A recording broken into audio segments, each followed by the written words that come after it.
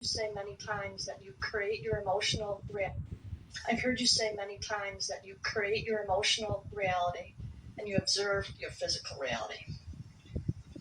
How can there be such disconnect between the two if they're not in alignment? You create your own reality. What you think and how you feel always match, and what you think and how you feel and what manifests always matches. Even what manifests in your dream state is a match to what you've been thinking and feeling. I'm just suggesting that there are times you observe in your physical reality things that don't match with what you've created in your emotional reality. Well, we're not certain what you are referring to in terms of emotional reality.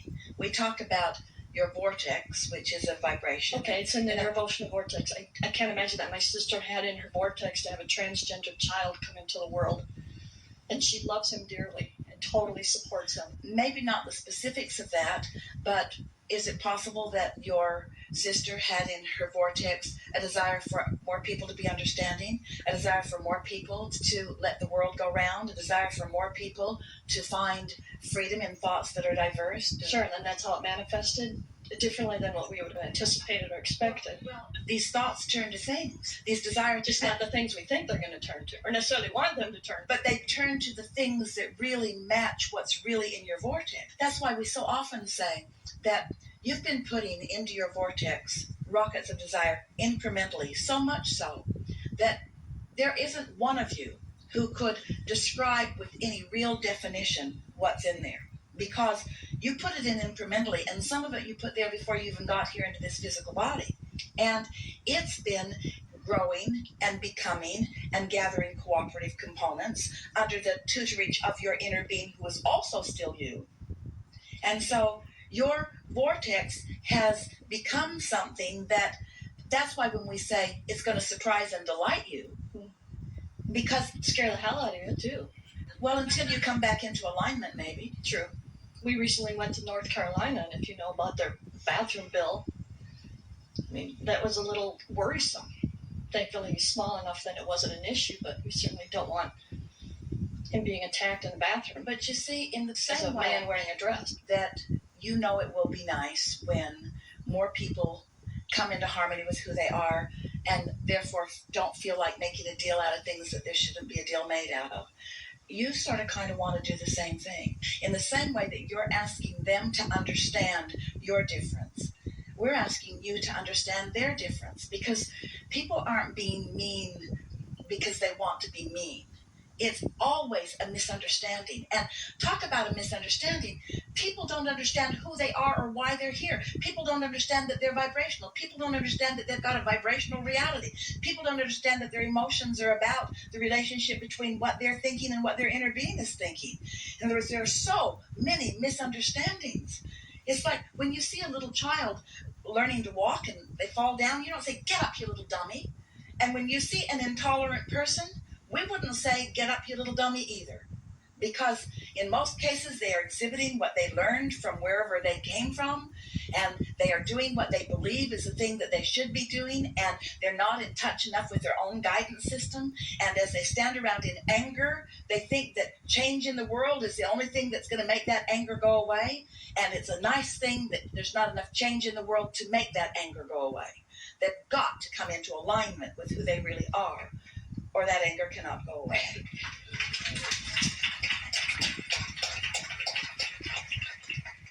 So it's a teachable moment, and we experience the contrast in that regard, and hopefully have a positive teachable experience. Moment if the child is asking. You see, here's something really important for you to hear. Don't superimpose your prejudices over this new child who doesn't have them. Because he doesn't have to have it as hard as you had it. Because he was born in a different time with a different vibrational balance. Very true. Very true. The slight difference is it's very hard to ignore a boy wearing a dress versus a girl being a tomboy. So I think he just stands out a little bit more and draws more attention to himself, making himself more of a target. So, fortunately, that really hasn't happened yet. We still think he's young enough. When I talk with my friend, you are anticipating it a bit. True. And so you could soften that a little bit. We would soften it by saying the world is a changing place. And he has come forth with stronger intent than anybody we know. And his inner being is really with him. And we know the most difficult thing ever for any of you is to have some person who you love, who you feel is being unfairly persecuted. And if you can teach him that what others think or say does not need to be the basis of his distress, that it is only what he thinks in response to what they think. That's why our whole message today and every day is about being unconditional, because most people are in a reaction mode all the time. So they're moving along, they're reacting to this, and they're reacting to this, and they're reacting to this, and they're reacting to this. And if it's something that's pleasing, then the reaction helps them. But if it's something that's not pleasing, then the reaction does not help them. But they're not stable, and the instability is their problem. But they think that somebody else is the reason for their instability. And so don't try to teach them all. Just understand yourself. There's something so wonderful about understanding something. If there's something that you really would like somebody else to get about you, and you tell them and you tell them and you tell them and you tell them, they don't get it and they don't get it and they don't get it, sometimes it's helpful to just understand they're probably not going to get it. They're probably not going to get it.